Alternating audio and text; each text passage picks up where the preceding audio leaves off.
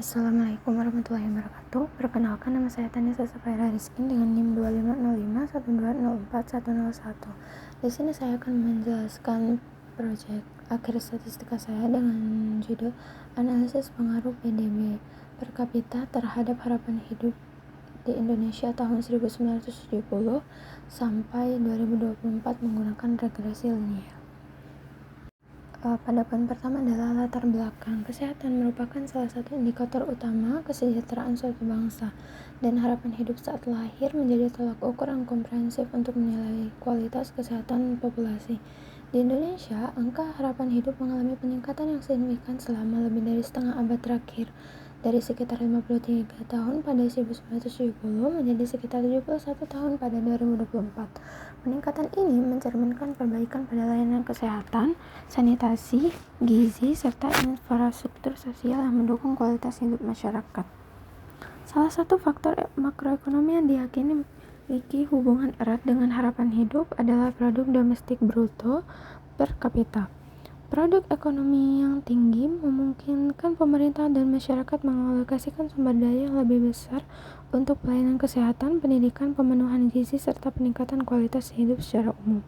Kondisi tersebut pada akhirnya dapat berkontribusi terhadap peningkatan harapan hidup masyarakat. Hubungan positif antara pendapatan per kapita dan harapan hidup dikenal sebagai Preston Curve, yang menunjukkan bahwa negara dengan tingkat pendapatan yang lebih tinggi cenderung memiliki tingkat kesehatan dan harapan hidup yang lebih baik.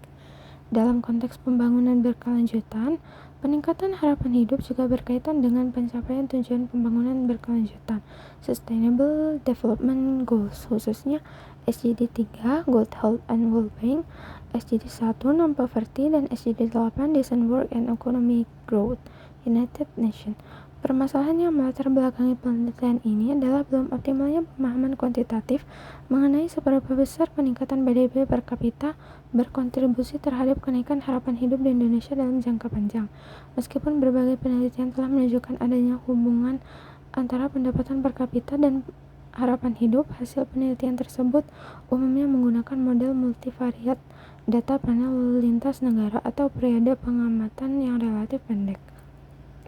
Oleh karena itu, penelitian ini dilakukan untuk menganalisis pengaruh PDB per kapita terhadap harapan hidup di Indonesia menggunakan regresi linier sederhana dengan data deret waktu 1970 sampai 2024. Analisis ini diharapkan dapat memberikan gambaran yang lebih jelas mengenai hubungan antara pertumbuhan ekonomi dan kualitas kesehatan masyarakat Indonesia dalam jangka panjang. Yang kedua adalah tujuan penulisan. Berdasarkan latar belakang di atas, penelitian ini bertujuan untuk menganalisis pengaruh PDB per kapita terhadap harapan hidup di Indonesia tahun 1970 sampai 2024 menggunakan metode regresi linier sederhana. Mengetahui kekuatan dan arah hubungan antara PDB per kapita dan harapan hidup di Indonesia secara statistik. Menguji hipotesis bahwa peningkatan PDB per kapita berpengaruh positif dan signifikan terhadap harapan hidup di Indonesia. Yang poin ketiga adalah penyelesaian pada masalah literatur dahulu. Pada penelitian Hasnawati itu membangun model hubungan antara harapan hidup, pertumbuhan penduduk, emisi karbon dioksida, pertumbuhan PDB di Indonesia periode 1950 sampai 2020 menggunakan VSIM. Hasil penelitiannya itu menunjukkan bahwa pertumbuhan ekonomi memiliki pengaruh terhadap harapan hidup saat lahir, serta terdapat hubungan dua arah antara harapan hidup dan pertumbuhan penduduk di Indonesia. Selanjutnya, penelitian dari Khalilullah Bashir menganalisis pengaruh pengeluaran sektor kesehatan, pendidikan, dan pendapatan per kapita terhadap harapan hidup di Indonesia pakai metode ARDL dari 2000 sampai 2019. Menemukan bahwa pendapatan per kapita berpengaruh positif dan signifikan terhadap harapan hidup, yang menunjukkan bahwa peningkatan kesejahteraan ekonomi dapat mendorong perbaikan kondisi kesehatan masyarakat. Selanjutnya, ini adalah metode flowchart yang saya gunakan.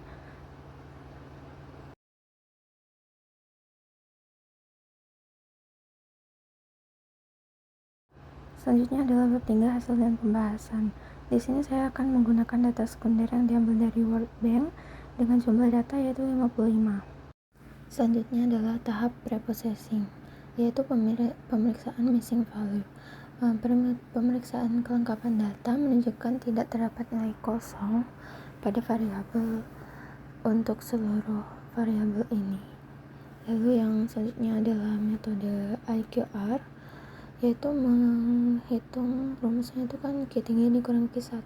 Jadi IQR-nya itu hasilnya adalah 8,63 dan batas bawahnya adalah 47,98 dan batas atasnya adalah 82,47. Karena seluruh harapan hidup berada pada rentang 53,25 dan 71,29, maka tidak terdapat outlier berdasarkan metode IQR. Selanjutnya adalah tabel uji normalitas menggunakan Kolmogorov-Smirnov dan uji Shapiro-Wilk.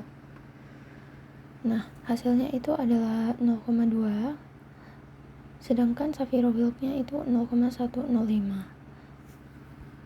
Selanjutnya adalah uji korelasi persen antara PDB sama HH. Nah, di sini didapatkan itu R-nya adalah 0,8 yang menunjukkan korelasi positif yang kuat. Dan selanjutnya nilai R-square-nya adalah 0,64 yang menunjukkan bahwa sebesar 64% variasi harapan hidup dapat dijelaskan oleh PDB. Selanjutnya di sini adalah hasil pengujian metode dengan perhitungan MSE atau mean squared error yang menghasilkan 9,3574. Kemudian di situ ada perhitungan RMSE yang menghasilkan 3,0590. Kemudian yang terakhir itu ada perhitungan MAPE yang menghasilkan 4,09% yang masuk dalam kategori baik berdasarkan kriteria Lewis. Kemudian yang terakhir ada ringkasan metrik evaluasi. Pada metrik MSE itu kriterianya semakin kecil dan RMSE itu semakin kecil, MAPE kurang dari 10% artinya baik, R-square-nya lebih dari 60% yang artinya cukup baik, terus adjusted R kuadratnya adalah konsisten R kuadrat. Selanjutnya adalah ringkasan hasil pengujian hipotesis. Yang hipotesis H1 itu nilai korelasi persennya 0,8, berarti tolak H0, terus H1 dari UJT itu 9,704 yang berarti tolak H0, terus H1 dari UJF itu 94,163 yang berarti tolak H0, terus H1 dari residual itu 0,965 yang berarti terima H0. Baik, untuk yang terakhir adalah bab 4 yaitu penutup. Yang poin 4.1 adalah kesimpulan. Berdasarkan hasil analisis regresi linear sederhana antara PDB per kapita dan harapan hidup HH di Indonesia pada periode 1970 sampai 2024 menggunakan data sebanyak 55 observasi, dapat ditarik kesimpulan sebagai berikut. PDB per kapita terbukti berpengaruh positif dan signifikan terhadap harapan hidup di Indonesia periode 1970 sampai 2024. Setiap kenaikan PDB per kapita sebesar 1000 USD diperkirakan meningkatkan harapan hidup sekitar 3 tahun. Nilai R kuadrat sebesar 0,64 menunjukkan bahwa 64% variasi harapan hidup dapat dijelaskan oleh perubahan PDB per kapita. Terdapat hubungan yang kuat antara PDB per kapita dan harapan hidup dengan koefisien korelasi persen sebesar R sama dengan 0,8 yang menunjukkan bahwa peningkatan kondisi ekonomi cenderung diikuti oleh peningkatan harapan hidup masyarakat. Model regresi linear yang diperoleh adalah Y sama dengan 59,885 ditambah 0,003 X terbukti signifikan dan layak digunakan untuk menggambarkan hubungan antara PDB per kapita dan harapan hidup selama periode penelitian. Meskipun pengaruh PDB per kapita cukup besar, masih terdapat 36% variasi harapan hidup yang dipengaruhi oleh faktor lain seperti pendidikan, layanan kesehatan, sanitasi, kemiskinan, dan kondisi sosial ekonomi masyarakat. Hasil penelitian menunjukkan bahwa pertumbuhan ekonomi berperan penting dalam meningkatkan kualitas hidup masyarakat Indonesia. Namun, peningkatan harapan hidup tidak hanya bergantung pada pertumbuhan ekonomi semata, sehingga diperlukan dukungan kebijakan di bidang kesehatan, pendidikan, dan kesejahteraan sosial. Selanjutnya, pada poin 4.2 terdapat saran. Yang pertama adalah saran untuk penelitian selanjutnya. Yang pertama adalah penambahan variabel independen. Mengingat R kuadrat 0 sama dengan 64, disarankan penelitian berikutnya memasukkan variabel-variabel lain yang turut memengaruhi harapan hidup, seperti pengeluaran pemerintah di bidang kesehatan, angka huruf melek, akses air bersih, tingkat kemiskinan, dan kepadatan tenaga medis, sehingga model menjadi lebih komprehensif. Kemudian metode yang lebih kompleks. Penelitian ini menggunakan regresi linier sebagai metode dasar. Penelitian selanjutnya dapat mengembangkan dengan metode regresi berganda, model data panel untuk perbandingan antar provinsi di Indonesia, atau model time series seperti ARIMA dan VCM guna menangkap dinamika jangka pendek dan jangka panjang. Yang ketiga adalah penanganan periode anomali secara eksplisit, untuk periode krisis 1998 dan COVID-19. Yang selanjutnya adalah analisis pada level granular. Penelitian ini menggunakan data agregat nasional. Penelitian selanjutnya dapat menggunakan data tingkat provinsi atau kabupaten kota untuk mengidentifikasi disparitas regional dalam hubungan antara pertumbuhan ekonomi dan harapan hidup di Indonesia.